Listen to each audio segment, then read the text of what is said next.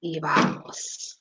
Buenas tardes, buenas tardes. Estábamos acá sufriendo un poquito con la tecnología. Les cuento que se me fue la luz cuando estábamos en plena transmisión, o bueno, conectándonos en la transmisión, pero bueno, ya está la conexión hecha. Estoy con Horacio, acá lo voy a poner Horacio. Y no, sí, ya se ve.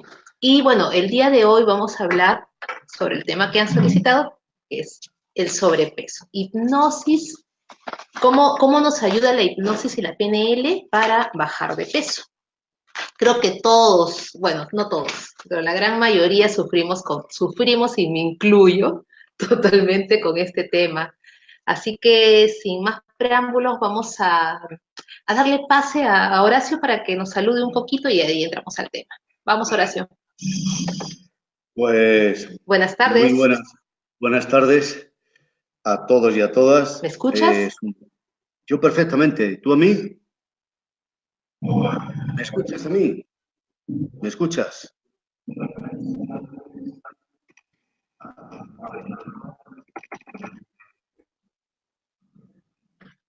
Sí, yo sí te escucho también. Bueno, tu imagen está Sí, te escucho parada. muy bien.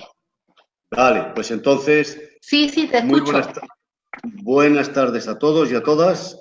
Y muchas gracias, Ana, por invitarme de nuevo para charlar, platicar, conversar acerca de la hipnosis y un tema tan interesante que puede ser el sobrepeso y qué es lo que puede hacer la hipnosis en ayudar o complementar cualquier otra técnica, cualquier otro método. Se trata de eso, ¿no? De ver, a ver, de qué manera se puede ayudar a las personas que están interesadas en adelgazar. ¿Y por qué y para qué quieren adelgazar? Horacio, Horacio, el primer tema que la gente puso fue sobrepeso. Creo que es el tema que a la Ya. gran mayoría, o sea, si no es a nosotros particularmente, o sea, a mí, por ejemplo, sí es un tema o un problema en casa de repente con papás, con el esposo, la pareja, los hijos, pero siempre en casa, por lo menos hay alguien que tiene Mm. este problema, ¿no? Sí, Entonces, sí, dime. empiezo por preguntarte, así, Sí, sí, ¿dónde? hazme preguntas fáciles para poder responderla bien Fáciles. y no quedar mal, ¿eh? No, No, no, no tú te me has vas a dicho, quedar no, has mal. dicho que eres mi amiga, así que hazme preguntitas fáciles. Dime, ¿Dónde dime. está el sobrepeso, Horacio? El sobrepeso está en la mente. Como la gran mayoría de los problemas que tenemos, incluso enfermedades físicas, el principal problema está siempre en la mente. Hay personas que tienen un problema físico de cuestión de salud y lo vive de una manera en función de la actitud mental que tenga. Otra persona con el mismo síntoma, con el mismo problema, pues lo siente, lo experimenta de manera distinta. Y lo del peso no es broma, es una realidad que, aunque pensamos, y claro que está en la barriguita, está en En el el trasero, rollito. está en los muslos, está, aparte de eso, aparte de que está en el cuerpo, el problema real está en la mente, el peso está en la mente. La mayoría de los regímenes que hay por ahí para adelgazar, curas, eh, eso, eso no estaba en la mente, eso era ahí el teléfono que sonaba. Eso no está en la mente. Pero bueno, como decíamos el otro día, es una alerta para estar alerta. Bueno, vamos a ver. Pero Cuando una... Horacio, muchos pueden decir, en mi mente estoy delgada, ¿no? O sea, yo no quiero estar gorda. Si tú ¿Cómo va a dices estar que en la no, mente? bueno, pero es que pensamos que cuando tú piensas que no quiero estar gorda, quiero estar delgada, piensas que todo tu ser, o sea, toda tu mente al 100% está diciendo eso. Mira, vamos a poner un ejemplo. Lo típico, cuando estamos en Navidad, los días de Navidad, el que más o el que menos engordamos 2, 3 kilitos de más, ¿no? Esos días, la fiesta de Navidad, la comida, todo eso. Y normalmente, mucha gente dice, bueno, una vez que pase la Navidad, el Año Nuevo, vida nueva, voy a ir al gimnasio, voy a adelgazar, voy a llevar un régimen, vale. Pasa enero, pasa febrero, viene marzo y abril y los kilos siguen ahí y la persona ni va al gimnasio o si va 4 días y luego al quinto ya no vuelve. ¿Por qué? Pues voy a decir algo que todas las personas deberíamos saber y tal vez lo sepamos, pero casi nadie reflexiona. ¿Quién o qué dentro de mí dice, en enero voy a adelgazar, voy a ir al gimnasio, voy a cuidarme en la comida? Una parte de la mente consciente, dice, voy a adelgazar. ¿Qué pasa? Que quien tiene que ponerlo en práctica, quien tiene que ir al gimnasio, quien tiene que entrenarse, quien tiene que llevar una dieta equilibrada, por decirlo así un poco coloquialmente, es la mente inconsciente. Entonces, con la mente consciente dices, voy a adelgazar. Pero a la hora de la verdad, cuando tú te pones a comer, el deseo, la ansiedad, etcétera, es otra cosa. Es decir, un yo mío dice, voy a adelgazar. Otro yo, otros yoes, dicen que se vaya al carajo el adelgazamiento. Más adelante, ahora voy a comer. ¿Y por qué? Porque las personas pues tenemos mucho estrés, tenemos mucha ansiedad, tenemos muchos conflictos sin resolver que intentamos llenar y compensar con la comida. Por lo tanto, cualquier persona que quiera realmente adelgazar antes de ir directamente a ponerse una dieta, antes de ir donde un nutricionista, un especialista, no coger cualquier dieta por ahí que le dé la vecina o el vecino o que lo vea en una revista, no, vete donde un especialista para que te haga un chequeo médico, qué trabajo haces, etcétera, tu morfología, tu fisiología, todo, en fin, cada persona necesita un número de calorías, un tipo de alimentación. Primero, un especialista y después piensa, ¿quién dentro de mí quiere adelgazar? ¿Quién? Porque nadie se lo plantea. Uno dice, yo quiero adelgazar. Ahí ya nos estamos mintiendo a nosotros mismos, porque creo que yo soy la totalidad, el 100% del yo, y no. Yo soy muchos yoes. Yo soy el que estoy comiendo opíparamente, yo soy el que para compensar el conflicto que tengo de comer, me digo, en enero voy a adelgazar y otro u otros yoes son los que van a actuar en enero y en febrero. Por lo tanto, el problema está en la mente. O sea, primero tenemos que mandar al gimnasio al inconsciente. El chiste ese que dice, no, estaba en la psiquiatra una señora y le dice el psiquiatra, bueno, la próxima sesión vamos a tener que trabajar con el inconsciente. Y dice, ya no creo que mi marido quiera venir. Bueno, sí, primero el yin del inconsciente y después ya que el consciente comience a tomar conciencia. A mí cuando me viene una persona para adelgazar y le digo todo esto, digo, vamos a ver, una parte tuya quiere adelgazar, ¿no? Y le pongo lo de las manos, el ejercicio de las dos manos. A ver, pon en una mano la parte que dentro de ti quiere adelgazar. ¿Para qué quieres adelgazar? ¿Para conseguir qué? Pregúntale a la parte que quiere adelgazar, pregúntale para qué quiere adelgazar. ¿Qué espera? ¿Qué quiere hacer de bueno para ti? ¿Qué quiere conseguir? ¿Qué quiere satisfacer? ¿Para qué? A ver cuánto peso tiene. Y esta parte, la parte consciente, que es la que te dice que quiere adelgazar, pues probablemente te responda y te diga por cuestiones de salud, por estética, por autoafirmación, autoestima, la imagen y sobre todo la salud, ¿no? Vale. Pero, ¿hay alguna parte que ofrece resistencia? Porque claro, cuando te pones a adelgazar y llevas una dieta de comida, etcétera, pues hay altibajos, a veces no lo haces durante un tiempo y luego lo dejas. Entonces, ponle la otra mano a la parte que no quiere adelgazar, que quiere seguir comiendo y pregúntale. Esto es una estrategia de PNL, ¿eh? Entonces, pregúntale a la parte que sí come, que se satisface, que cuando tienes ansiedad, en la rutina, en los problemas de la vida diaria, problemas amorosos, problemas de familia, problemas de trabajo, lo que sea, y tú tienes ansiedad y tú comes. Entonces, esa parte que te lleva a comer es la parte inconsciente. Pregúntale también y verás cómo también te dice que quiere que sigas comiendo para satisfacer, llenar o compensar muchas cosas. Y aquí hay ya una balanza. Esta parte que quiere que adelgaces y quiere cosas buenas para ti, salud, etcétera. Y esta parte para llenar tu vacío. ¿Por qué? Porque hay mucha frustración en la vida. Y entonces esta parte que te hace comer, que te hace entrar en conflicto después por la ansiedad y sentimiento de culpabilidad, sin embargo, cuando comes, satisface, llena o compensa algo. Bueno, pues ahí, en ese diálogo interno, Por lo menos te tienes que dividir en dos partes, la que quiere adelgazar y la que no quiere adelgazar. Esta sería la parte consciente y este sería el inconsciente. Empezaríamos a trabajar por ahí. En estado de hipnosis eso se potencia al 100%. Claro, Explicado de manera elemental. Dime. porque a lo mejor inconscientemente para mí es bueno estar con sobrepeso. De repente, es mi ¿Cómo? forma de proteger. De repente, inconscientemente, es bueno para mí estar con sobrepeso, ¿no? Porque el inconsciente cree que me está protegiendo de, no sé, de repente fui violada y una forma de protegerme de que no me vean es engordarme, o de repente me tuve conflictos amorosos muy fuertes y para protegerme me hago una coraza con el sobrepeso, ¿no? O sea, puede ser que mi inconsciente me esté protegiendo, nada más. Siempre, siempre. Todo hábito, toda conducta, beber, la comida, la droga, el tabaco, siempre, siempre, siempre, siempre son compensaciones a carencias. Cuando uno tiene carencias del tipo que sea, afectivo, amoroso, sexual, etcétera, siempre intenta llenarlo con algo. Y la comida.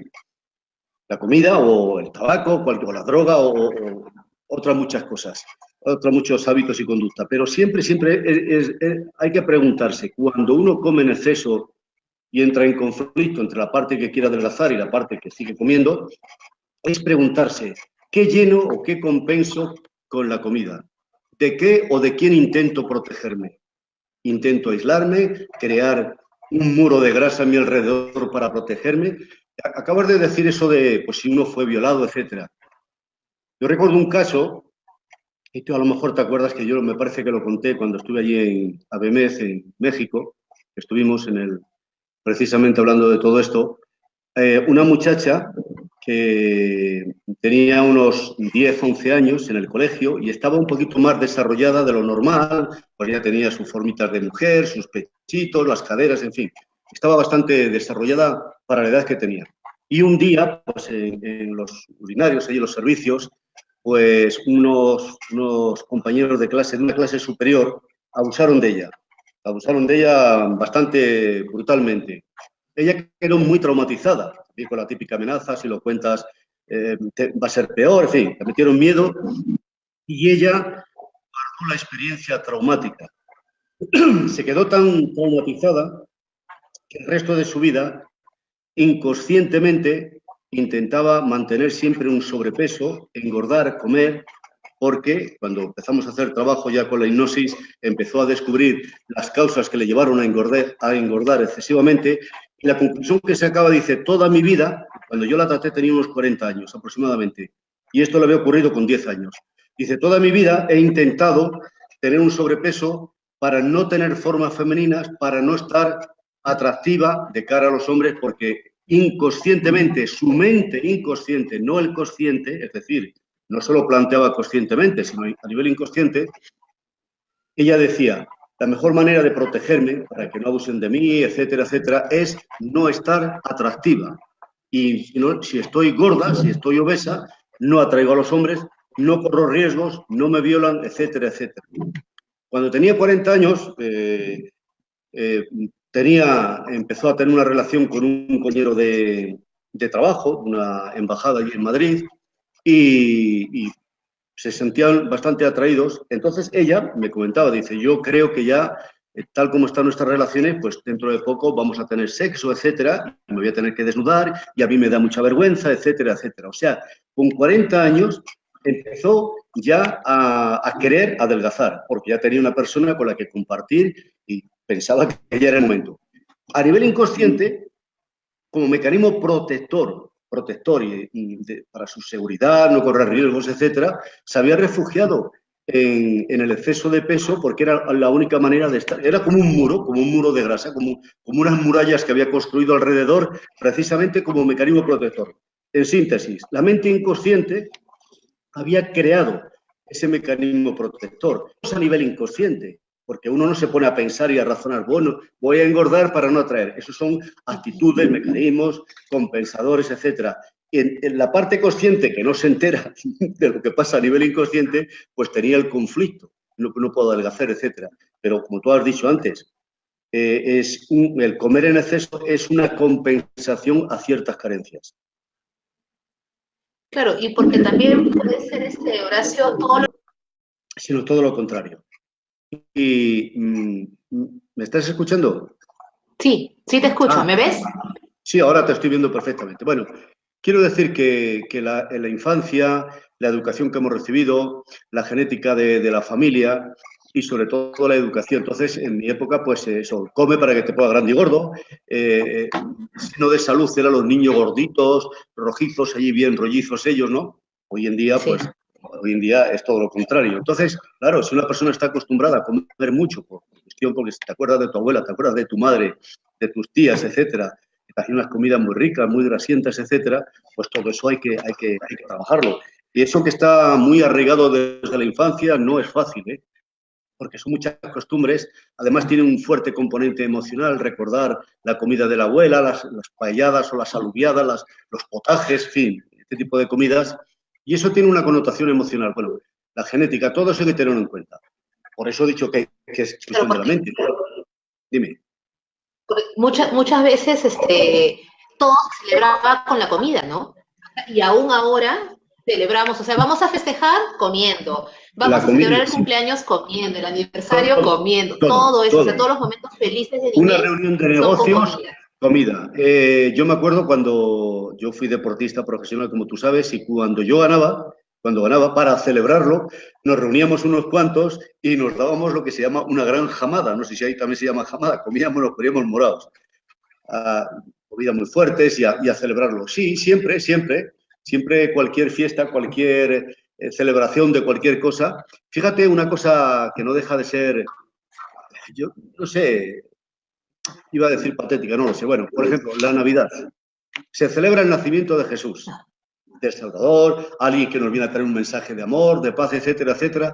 Y en lugar de hacer una fiesta, una noche de Navidad, de recogimiento, de oración o meditación, o yo qué sé, leer la Biblia, por ejemplo, aunque no seas creyente, me refiero al contenido psicológico, ¿no? ¿Qué es lo que hacemos? Comemos, nos hinchamos y bebemos, nos ponemos ahí medio borrachuzos. ¿Pero qué estáis celebrando? El nacimiento de el hijo de Dios, ¿no? En la mitología, la simbología cristiana. Bueno, sea lo que sea, ese acontecimiento se supone que sería pues para celebrarlo, sin comer algo, claro, pero una meditación, una reflexión, que las familias, ¿no? Ya que celebran la Navidad, aunque no sean creyentes en el sentido religioso tradicional, por lo menos haz una meditación. ¿Qué significa Jesús? ¿No? La frase esa que dice, de nada sirve que Jesús haya nacido hace 2000 años en Belén, si no nace en el corazón del hombre también. Pues vamos a reflexionar. Nada, nos pegamos, además no solamente comemos en exceso, sino que también nos emborrachamos, mucha gente, ¿no? Esto es una distorsión cultural, etcétera. Por lo tanto, todo, volvemos al inicio, el problema está en la mente. Y ahí es donde hay que resolverlo. Y después saber por qué y para qué quieres adelgazar. Yo le pregunto a una persona, ¿por qué quieres adelgazar? No me lo digas porque con que lo sepas tú ya vale. Y además, el por qué quiero adelgazar es fácil saberlo y no te va a ayudar mucho. ¿Para qué? ¿Para conseguir qué? Alguien te puede decir, bueno, pues para estar más delgado. ¿Y para qué quieres estar más delgado? Empezamos a hacer preguntas. ¿Para qué? ¿Hay alguna ganancia? ¿Ganas algo? ¿Satisfaces algo? Para estar más delgado, hombre, pues para encontrarme mejor, la autoestima, gustarme más, gustar más a los demás. Ya empezamos ahí y todo eso es pura psicología, ¿no? ¿Para qué quieres adelgazar? Pues cuestiones de salud, también para estar más saludable. Muy bien, ya estás más delgado, tienes más salud, gustas más a la gente. ¿Y qué podrás hacer a partir de ahora que antes no hacías? Empezamos ahí y es todo un compendio de preguntas, respuestas y búsqueda. Lo que hacemos es que la persona forzosamente tenga, bajo tu orientación, que explorar en la intimidad de ti mismo y llegar a una conclusión y a una comprensión. Por lo tanto, si al final de una sesión de terapia con la hipnosis, por ejemplo, y PNL, en este orden que estoy hablando yo, en este orden de ideas que estoy hablando, al final hay una transformación psicológica. Ya empiezas a percibirte a ti de manera distinta. Un terapeuta que se... Toma de conciencia. Sí, un terapeuta que se precie, utilice la técnica que utilice, lo que tiene que enseñar, lo primero a su paciente o cliente es cambiar la perspectiva que tiene acerca de sí y acerca de qué es lo que quiere conseguir, por qué y para qué. Después que ha hecho todo esto, sí, ponte en manos de un especialista que te ponga una dieta equilibrada en calorías, proteínas, etcétera, etcétera, para que tú puedas tener salud y puedas tener tu peso. Claro, hay personas que tienen una altura determinada, una morfología, etcétera, y a lo mejor quieren bajar 20 kilos o 30 kilos y no es saludable. Bajar un peso en función de tu propio metabolismo, de tu morfología, etcétera, ¿no? Pero lo primero es la mente. El problema realmente está en la mente. Por eso, todas estas dietas milagrosas que hay por ahí, pues duran un tiempo. Durante un tiempo a base de voluntad y de esfuerzo, pues bajas 20 kilos. Pero después, ¿qué pasa? La vida sigue, los problemas, los conflictos, los asuntos no resueltos a nivel mental hacen que generes ansiedad, estrés, lo compensas con la comida, sentimiento de culpabilidad, más ansiedad y es un círculo vicioso. Horacio, ¿y qué pasa cuando detrás tenemos una ganancia? O sea, por ejemplo, no bajo de peso por más que ya te dije que quiero estar bien, que quiero estar sana, que quiero hacer ejercicios a lo mejor, y a pesar de todo eso no bajo de peso. Y ahí detrás de todo, de repente tengo un hijo en silla de ruedas, entonces no me conviene bajar de peso. O sea, cuando hay una ganancia adicional que de repente no es nuestro enfoque, ¿no? Podemos buscar en nosotros, pero no en el otro. Bueno, cuando las ganancias secundarias son muy importantes porque a veces mantienes un hábito, una conducta que puede ser perjudicial incluso para la salud, pero lo mantienes porque ganas. Evitas tener que enfrentarte a ciertas responsabilidades. Hay muchas cosas que nosotros no queremos, o sea, por un lado la parte consciente dice, quiero eliminar este problema, quiero eliminar esta fobia, quiero adelgazar, pero hay una resistencia porque efectivamente adelgazar, eliminar la fobia, liberarte de todo eso, supone asumir la responsabilidad de tomar ciertas actitudes o adquirir ciertos compromisos o hacer cosas que ya no te puedes justificar y tienes que enfrentarte a otro tipo de solución. Es como si, por un ejemplo muy simple, el niño a nivel inconsciente de un día para otro se levanta con 39 de fiebre y no puede ir a la escuela. ¿Y qué es lo que ha pasado? Pues que tenía unos exámenes, por ejemplo, han pasado casos, ¿no? Tenía unos exámenes, esos exámenes tenía miedo de no aprobarlos, no ha estudiado mucho o ha estudiado pero tiene miedo, los padres son muy exigentes, le van a castigar o le van a echar la bronca, y entonces a nivel inconsciente se ha generado automáticamente, inconscientemente, una fiebre, etcétera, para evitar ir al examen. Al final, ¿ha aprobado? No, hombre, es que tenía fiebre, ese día no fue a la escuela, ya hubo una ganancia secundaria, lo pasó fatal, porque estaba en la cama sin poder moverse, pero hubo una ganancia secundaria. Bueno, esto es un ejemplo muy tonto, muy simple, pero así, así tú sabes que así le pasaba a mi hijo. Cuando yo sabía que se ponía mal del estómago, él tenía examen, era de hecho. Claro, claro, entonces claro, le ponen la disculpa, pobrecito, pues te cuida con la comida, o en fin, todos son mimitos, etcétera, para compensarlos. Y yo trabajé una vez con una señora que tenía agorafobia, fobia a los espacios abiertos, a los espacios donde hay mucha gente. Esa señora tenía 50 y tantos años ya, era una señora de un nivel económico medio alto. El marido, que era un industrial, no aparecía por casa, se había echado un amante por ahí, no aparecía. Los hijos ya se habían marchado, uno ya estaban casados, se habían marchado de casa, y solamente le quedaba una hija con 20 años. Es la única que estaba con ella en el chalet, en su casa y tal. Entonces me vino a visitar porque tenía agorafobia. No podía salir al mercado, no podía ir a la panadería por pan, etcétera, porque tenía ese pánico, crisis de pánico, ataques de pánico. Empezamos a trabajar con ella y, bueno, para no extenderme mucho, al final, si ella eliminaba, se encontraba sola, lo que llaman el síndrome del nido vacío, que todo el mundo se ha marchado, el marido, y de repente se encuentra sola. Es una mujer que ha estado dedicada en cuerpo y alma a su familia, la familia ya, como es normal en la sociedad, pues los hijos se van, etcétera, y se queda sola, y solamente le quedaba esta hija. Ella había desarrollado esa fobia, una fobia real, que no es una fobia ficticia, a nivel inconsciente, con el fin de que la hija que le quedaba, no se marchase, porque también tenía novio y, lógicamente, ya pensaba, pues dentro de unos 2 o 3 años, es capaz de marcharse de casa, se va a vivir con el novio y me quedo sola, me quedo más sola que la una. Inconscientemente desarrolló esa agorafobia porque era la única manera de mantener a la hija con ella en su casa y estaba todo el día pendiente de ella. Empezamos a tratar el caso y no remitía, 3 o 4, 5 o 6 sesiones. Se marchó a la Expo de Sevilla, que se celebró allí en España en el año 92, creo, donde había mucha gente, fiestas, etcétera, y se marchó ella sola con la hija, ¿no? Y me dijo, ¿tú crees que me viene a mí bien si me voy a la Expo de Sevilla? Te digo, va a haber miles de personas en las ferias, en todas las fiestas, en todos los sitios. Si tienes fobia a entrar en una panadería que hay 4 personas, pues imagínate cuando vayas a Sevilla a las fiestas, a los congresos, etcétera. Bueno, dice, yo me voy. Bueno, total, que se fue. Estando allí, se liberó, se echó una pareja por allí, alguien que empezaron a salir los dos y se le acabó el asunto. ¿Por qué? ¿Por qué mantenía la fobia aquella? Porque pero no lo hacía conscientemente, lo hacía a nivel inconsciente, ¿no? Porque era la única manera de tener a la hija. Y encontró otra persona para compensar eso, se acabó la fobia. No quiere decir que todo el que tenga fobia lo hace por esto que estoy diciendo. Esto es un caso así muy concreto, en relación a las ganancias secundarias. A ella no le interesaba eliminar la fobia, porque eliminar la fobia era quedarse sola. Mantener la fobia era, por lo menos, mantener a la hija.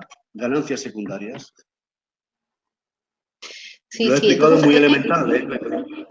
Sí, sí, dime, no, está dime. perfecto, está perfecto. Lo que pasa es que de verdad hay muchas veces cuando yo hablo con amigas, porque el sobrepeso, así sean 2 kilos, o sea, es traumante para nosotras las mujeres. Más, si son más kilos, peor, ¿no? Entonces tú cuando hablas con la gente y le tratas de explicar que es un tema inconsciente, siempre te dicen, no, pero yo sí quiero bajar de peso. Entonces ahí Y tienes razón, caemos y en lo tienes razón, mismo, ¿no? Claro, tienes conscientemente. razón. El Pero la consciente gente no admite entiende que mucho el pensamiento consciente del inconsciente, ¿no? no entiende nada. Eh, el tópico, el dicho de que no nos conocemos ni en lo más mínimo. Lo básico, lo fundamental, y esto deberían de enseñarlo ya en la escuela, en las escuelas primarias, es que nosotros no tenemos un solo yo. A nivel de estructura psicológica no tenemos solamente una unidad, el yo, es decir, fulano de tal, yo, Horacio, cuando hablo de mí, hablo como si fuera una unidad, y yo no soy siempre la misma persona. Una es la parte de la personalidad que aflora, por ejemplo, cuando estoy en la calle con la gente. Otra cosa, otro yo de Horacio es el que está cuando está con mi familia, con las personas más íntimas, mi familia, y otro es el yo cuando estoy a solas conmigo mismo. Ahí, como mínimo, ya habría tres yoes distintos, 3 formas, 3 roles, 3 actitudes diferentes, 3 yoes. Somos una pluralidad, no somos una unidad. Entonces, cualquier terapia, cualquier logro de objetivos, de eliminar un miedo, eliminar fobias, adelgazar, en este caso adelgazar, tenemos que tener un mínimo de conocimiento psicológico. Todas las personas, todos los terapeutas que intenten, que se comprometan a ayudar a una persona para ayudarle a conseguir su meta, que se supone que es bajar de peso, tiene que enseñarle, tiene que hacer pedagogía, tiene que enseñarle psicológicamente. No se trata de estudiar una carrera de psicólogo o de psicoanalista, pero la base y el fundamento, que es muy sencillito. Ponle una mano a la parte que quiere algo, adelgazar, por ejemplo, y hazle un montón de preguntas. Y esta parte, que se supone que es la parte buena, que quiere que adelgace, pues te va a decir, pues quiero la salud para ti, quiero que estés más agradable, quiero que supere la autoestima, etcétera, etcétera, la estética. Esta parte quiere un montón de cosas. Pues dale las gracias a esta parte tuya que quiere que adelgaces para la autoestima, para la salud, etcétera. Pero entra en... Bueno, entonces tú le puedes preguntar como terapeuta, ¿y quieres adelgazar? Sí. ¿Estás seguro? Sí. ¿Y por qué no lo haces? Ah, porque dentro de mí me pongo, he intentado muchos regímenes ya, pero sí, una vez bajé 10 kilos, una vez bajé 20 kilos. Yo conozco gente que con 8 meses han bajado 20 kilos de peso. Estaban muy motivados porque querían conseguir algo que les llenaba y les satisfacía más en ese momento. Y entonces, No, claro, todo, el consciente y el inconsciente se pusieron de acuerdo para conseguir. Y una vez que alcanzó la meta y alcanzó el objetivo, engordó 30 kilos después. bueno, yo te cuento que hace como 15 años estuve con un régimen con un acupunturista, pero después me di cuenta que el acupunturista usaba mucha PNL y te hacía, te echaba para que medites y usaba, era un sofrólogo, ¿no? Sofrolo, Y sí. después ya cuando conocí la PNL me di cuenta que lo que hacía era programarme. ¿no? O sea, y en un trance, me metí en trance y me programaba. Y yo estaba feliz porque bajé creo que 20 kilos o 21 kilos en 5 meses. Fue Sí. así, total el cambio. También, Todo el mundo pensaba que yo estaba enferma. pero hay que tener, tampoco hay que tener prisa por adelgazar porque la naturaleza no da saltos y bajar kilos de igual manera que no se han cogido de un día para otro, sino que a lo largo de unos meses y años uno ha ido engordando. Adelgazar también tiene que ser gradual, ¿no? Por cuestiones de salud, sí, simplemente de salud, ¿no? Y tener, muchas veces también adelgazar, aparte de todo lo que estamos hablando, también es aprender, o sea, no se trata de comer poco y pasar hambre, sino de seleccionar el tipo de alimentos, pues que no tengan exceso de grasas, etcétera, de los elementos que te van a hacer engordar. Muchas veces es cuestión también de esa cultura, de esa educación, de ese aprender a comprar alimentos que te nutran, que te llenen de energía, etcétera, pero que no te engorden.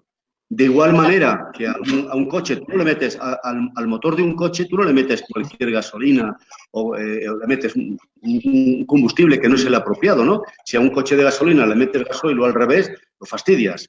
Entonces, si nos preocupamos en meter el líquido apropiado a nuestro coche, ¿por qué no nos ocupamos y nos preocupamos de alimentarnos con aquello que sea sano? Porque muchas veces sabemos que lo que estamos comiendo es signo de colesterol, trae malas noticias de grasa, etcétera. Y sin embargo comemos, pues por el deseo, por la gula comemos. Tenemos que aprender un poquito de enseñanza, un poquito de cultura, un poquito de conocimiento a la hora de alimentarnos también. Y cambiar también la manera de pensar, ¿no, Horacio? Porque muchas veces Fundamental. las mujeres, sobre todo, nosotros nos paramos en el espejo y decimos, ah, qué horrible, qué barriga, que no sé qué, que el rollo, que, o sea, nosotras Eso te mismas genera nos ansiedad. saboteamos. Cuando tú te miras al espejo y dices qué barriga y qué mal, tal, te genera ansiedad. Y vas al frigorífico y te llenas la ansiedad. Estás, ay, estoy gorda. Uy, qué mal estoy. Me voy a compensar porque lo estoy pasando fatal. Luego tenemos, cuando uno hace las cosas bien o le salen bien las cosas, ¿cómo se premia? Muchas veces Con la te comida. premias con la comida o con una tarta de esas de fresa y de nata. Qué bien lo he hecho. Y te, Sí, y te, sí, sí, sí. te compensas así. Mañana, Sí, como tú decías, mañana empiezo o el lunes empiezo o en este mes, porque ya va a empezar el mes, empiezo. Eso dije yo hace 10 días, hace sí, 12, pero hace 12. lo vas alargando. Dice, no, ahora no puedo, no, ahora mejor no, porque lo estoy pasando muy mal, no me encuentro bien. Para cuando sea más fuerte, cuando esté mejor y nunca, nunca. Por eso es partir de cero y decir, vamos a ver, ¿qué es dónde está el problema? Y uno lo ve en la barriga y todo, mire, estoy aquí, ya lo he descubierto. ¿Para qué me sirve esto? Para nada. ¿Qué es lo que está fallando? Es la mente. Siempre, siempre. Mira, en todo hay hechos psicológicos. Si uno pudiese cambiar aquí, cambiar la forma de pensar, cambia su vida. Porque cambia la perspectiva. Al cambiar la perspectiva, ves otras opciones, ves los problemas. Cambiar la perspectiva significa verte a ti, tu problema y tu actitud y lo que haces y lo que te rodea y la causa causorum de todo lo que te está pasando, lo ves de una manera distinta. Si tú no cambias tu perspectiva, si no cambias la forma de pensar, vas a pensar como has pensado siempre. Y si piensas como has pensado siempre, sientes como has sentido siempre y al final harás lo que has hecho siempre. Esto también es de pura lógica, de pura PNL, ¿no? Si siempre haces lo que has hecho siempre, siempre obtendrás lo que siempre has obtenido. Pues cambia. Llevo ya 20 años con todo tipo de regímenes. No, nunca he conseguido estabilizarme, porque bajar de peso a base de un poquito de voluntad y tal es fácil. En unos cuantos meses, con una dieta aproximada, ¿eh?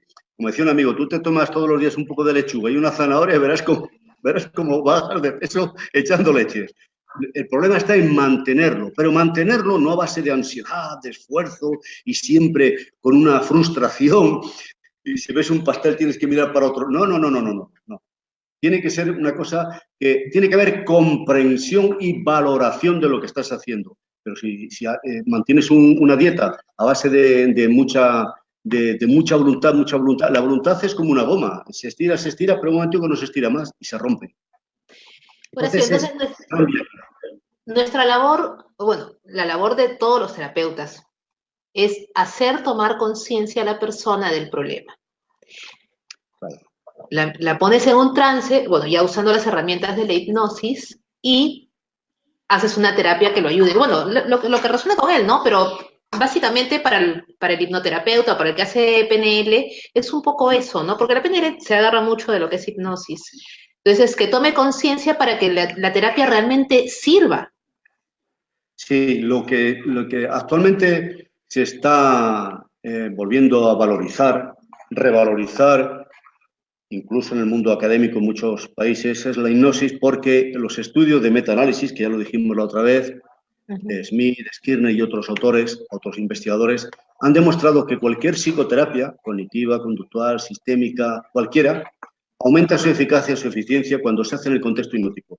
Ahora parece que el mundo de la psicoterapia están redescubriendo que, y esto viene a complementarse con lo que estamos comentando, cambiar la mente, cambiar la forma de pensar. El estado hipnótico, ¿qué es lo que nos hace? Cambiar el estado de conciencia, no racionalizar solo intelectualmente, ver, analizar, racionalizar las cosas con el hemisferio izquierdo, sobre todo la parte del pensamiento analítico, racional, sino que la hipnosis, eso, el concepto de trance, pasar de un estado a otro, nos permite tener como una visión más total. No solamente la persona que está en hipnosis en el contexto de la terapia, no solamente está pensando, enfocando un problema con la mente consciente, racional o analítica, sino que lo está viendo también con esa parte que llamamos hemisferio cerebral derecho, imaginación, creatividad. En síntesis, es un pensamiento y una percepción de las cosas más holística, más global. Estado de trance, la mente consciente analítica, el pensamiento que está muy fraccionado, está muy quieto, está aquietado, está muy pasivo. La mente consciente está inhibida, no dormida, inhibida, y está muy activa la mente inconsciente.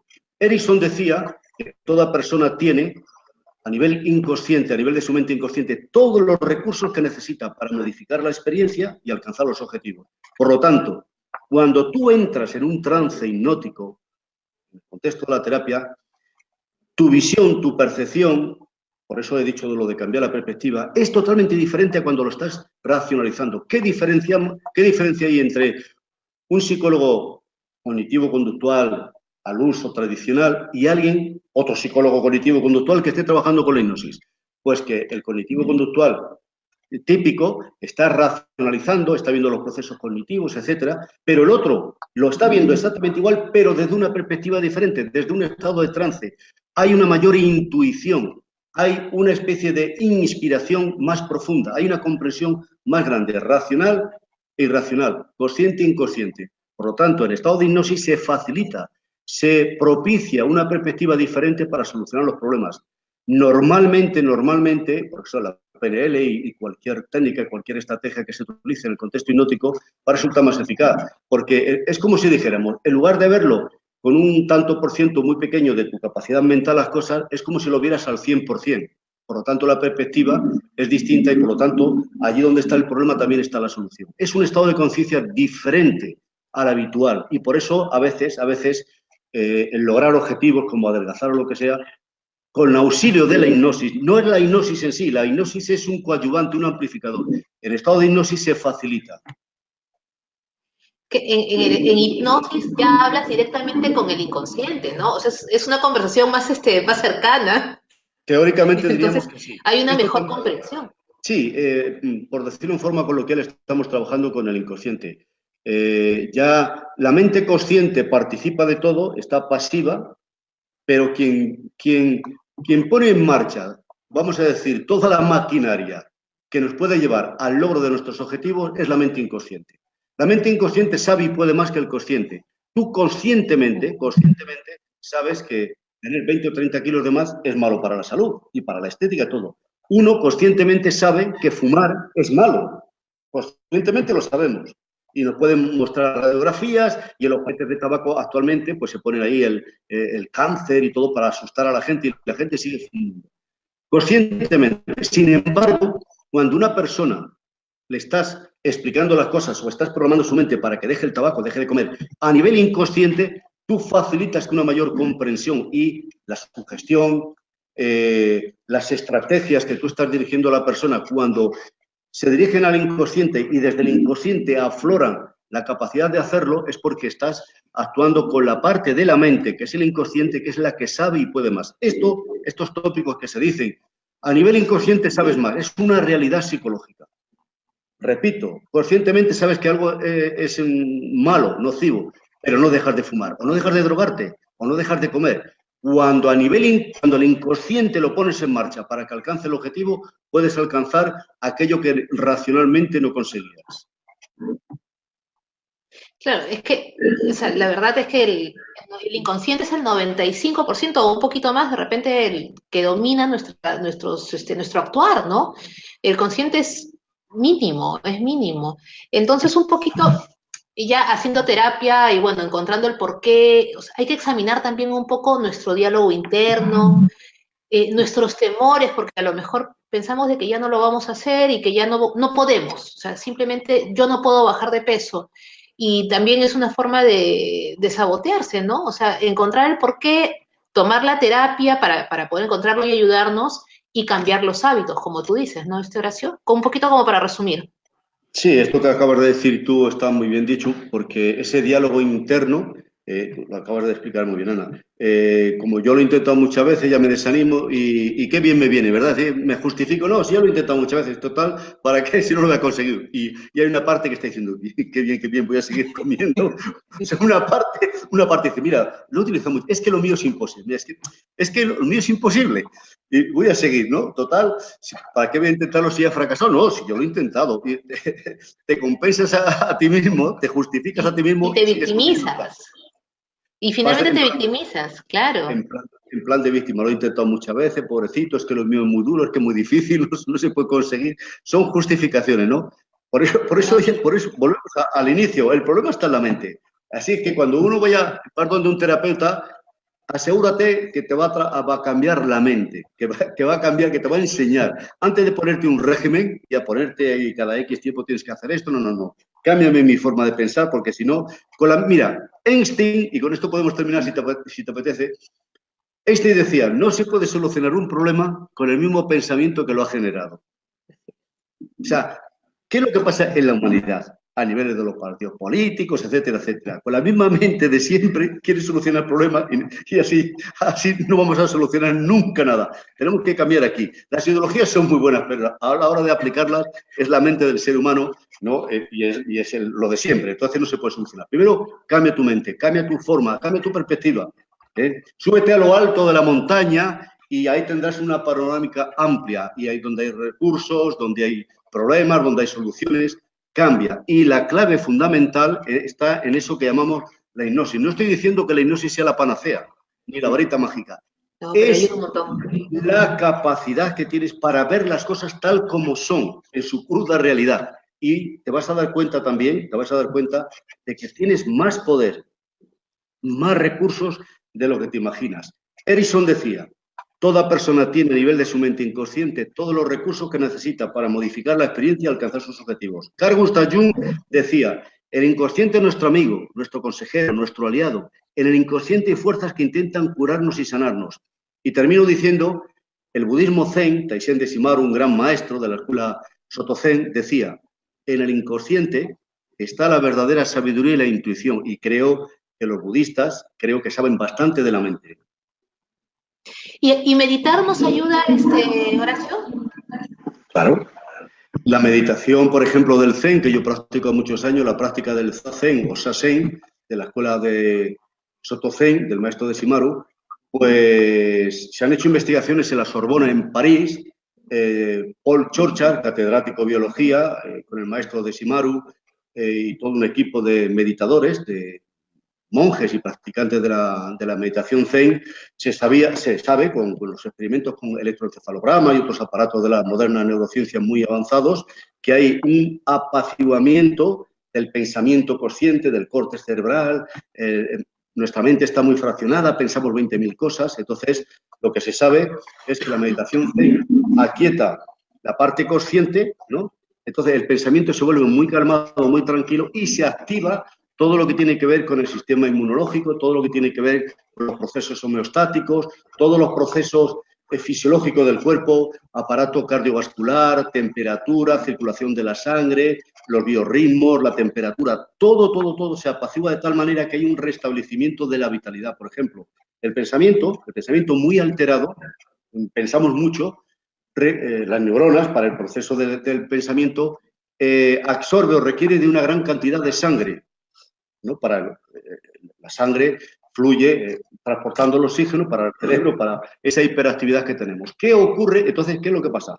Que el resto del organismo, de todos los procesos metabólicos, tienen un déficit de sangre. Voy a explicarlo de una forma muy coloquial, ¿eh? Entonces, ¿qué es lo que pasa? Hay debilitamiento, la energía vital está bajo mínimos, muchas veces vamos al médico porque nos encontramos mal y dice, ¿usted está bien? Un chequeo médico. Y dice, no, pues que me encuentro débil, no me encuentro sin energía, porque tenemos una mente muy agitada con muchos problemas, muchas preocupaciones, mucho estrés, un fraccionamiento del cerebro. Hay una gran oxigenación del cerebro en ese caso y lleva un gran aporte de sangre. Y hay una desvitalización del organismo. Se ha comprobado en los meditadores Zen, en la Sorbona, en París, que cuando la mente se calma, el pensamiento se calma, el cerebro ya no necesita tanta sangre. Entonces, el exceso de sangre que antes requería, ahora se reinvierte a todos los procesos nerviosos, glandulares, metabólicos, etcétera, y se alcanza una mayor vitalidad. Esta gente tiene una gran vitalidad. ¿Por qué? Pues porque tiene un equilibrio entre la mente y todo su aparato fisiológico, metabólico, etcétera. Estos son experimentos de la Sorbona en París. Emiten una gran cantidad de ondas alfa y zeta que están relacionadas con la meditación, con la relajación. Las zeta están relacionadas también con una de las fases del sueño, el REM, movimiento rápido ocular. La fase del sueño, del dormir, cuando estamos soñando, hay una gran cantidad de ondas zeta que se caracterizan porque son de unas 8 ciclos por segundo, en fin, hay una mayor polaridad hacia el hemisferio derecho. O sea, hay un correlato fisiológico entre estados de meditación y estados cerebrales. Esto se facilita con la hipnosis mucho más. Sí, o sea, definitivamente en todas las terapias, en todas las tendencias, creo que la meditación es algo muy, muy básico, muy básico. Eso sí, siempre lo he estado escuchando. Es aquí la mente. Sí, así es. Y bueno, a través de la hipnosis, de la meditación, como queramos, es aprender a manejar y equilibrar la mente. Y poner a trabajar más el cerebro derecho, o sea, el inconsciente. Y que el consciente se calme un poquito, que no quiera ser siempre el protagonista, que hay muchas cosas que las sabe hacer mucho mejor el inconsciente. Sí, imagínate, el consciente con el 5% que tiene nos vuelve locos, imagínate, ¿no? O sea, hay que quitarlo, hay que aflorar a nuestro inconsciente.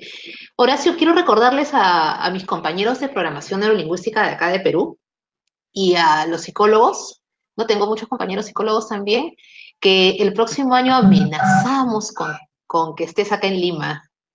Y bueno, no amenazo, ya amenacé, ¿no? Ya amenacé.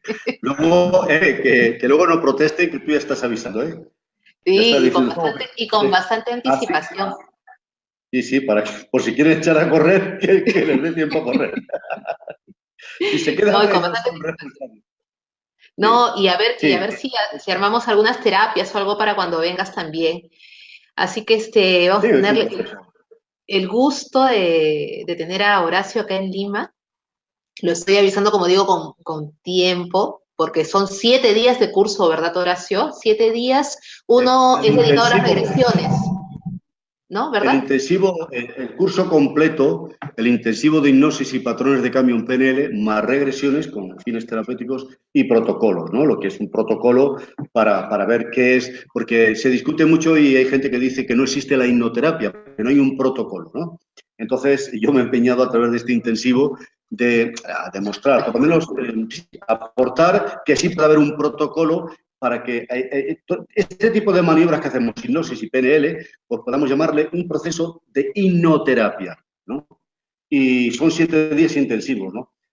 Para enseñar todas las técnicas, un abanico amplio de técnicas de hipnosis clásica, formal, la hipnosis rápida, las pruebas de sugestionabilidad, la hipnosis naturalista o ericksoniana, y luego los patrones de cambio en PNL y luego la regresión, porque las regresiones con fines terapéuticos es una poderosa herramienta que la psicología oficial tiene muchos prejuicios, de una manera absurda y estúpida, tiene muchos prejuicios, no la utilizan, dicen que es una práctica iatogénica, eso es falso, eso es mentira, además los que llevamos 40 años trabajando con ella lo evidenciamos, y es una herramienta más. Porque cuando hablamos de regresiones, mucha gente piensa que estamos hablando de regresiones a vidas pasadas. No. Es regresar en el tiempo. Es una especie de hipnoanálisis. Puede ser a la infancia, puede ser a la adolescencia, puede ser al útero materno. y hay gente que lo vive como una experiencia de vidas pasadas. Eso es tema particular de cada uno, ¿no? Lo importante es que cuando tú estás haciendo una hipnosis con las personas y la persona conecta, entra en una especie de trance, en una especie de interiorización y te empieza a dar contenidos y te dice que está viviendo un proceso de cuando estaba en el útero materno, aunque la ciencia oficial diga que eso no es posible, porque las neuronas de la memoria no están formadas, etcétera, lo importante es que la persona te está diciendo que está viviendo esa experiencia. Y como tal, psicológicamente hay que darla como algo real. Jung decía, tan real es un ladrón como un fantasma para el hombre que teme a ambos. Si a mí me dice una persona que estoy recordando una vida pasada, yo sigo el proceso como si eso fuera real, porque para la persona es real psicológicamente hablando. Claro, y si es real para ella y lo toma como real, así es. Vamos a ver qué sentido tiene en tu vida actual. Si te ayuda a comprender el porqué de tales problemas, mediante tu mente inconsciente te ha proyectado una imagen que parece que es de vida pasada y eso te ayuda a solucionar un problema del presente, sería un método científico. Quiero decir, has visto algo y te ha solucionado un problema que con la psicología tradicional llevas 10 años intentando solucionarlo, no lo has solucionado, y con una regresión a vidas pasadas, en este contexto, al margen de las creencias de cada uno, tú puedes resolver el problema. Pues para mí es un método científico, o por lo menos creo que es un método bastante inteligente. Así es. Ok, ahora sí. Y mira, el siguiente tema puede ser regresiones, ¿ah? Pero prometo que va a ser un sábado para poderte llamar más temprano, porque Sí. te estoy haciendo sufrir con la hora. No, Pero no, bueno, no. No, cuando nos veamos me tienes que invitar un café o dos y ya me te compensas. voy a deber un montón de cafés, Horacio. Pero tendré que tomarlo poco a poco para no ponerme nervioso demasiado. No, el café de por ahí, por ejemplo, el café de México es más suavecito que el que se hace aquí en España. Es Bueno, estilo acá hay americano. muy buen café. Ya cuando vengas a Ay, Lima te voy a invitar a tomar varios cafés, yo varios soy un estilos, experto en varios café. tipos de En otra cosa no lo sé, pero en café soy un experto, así que cuidado, ¿eh? no, Bueno, cafecito. me gusta mucho, me encanta el café, sí. No, ya cuando pruebes la comida, el café y el pisco sour, olvídate, ya no vas a ir a México, ya te vas a ir acá nada más. En marzo estaré en México y en julio también. Tenemos que Así es. buscar la fecha para ir ahí a Perú, ¿eh? Hay que buscar la Sí, sí, fecha. sí, así es. Antes o después de Saltillo, de todas maneras.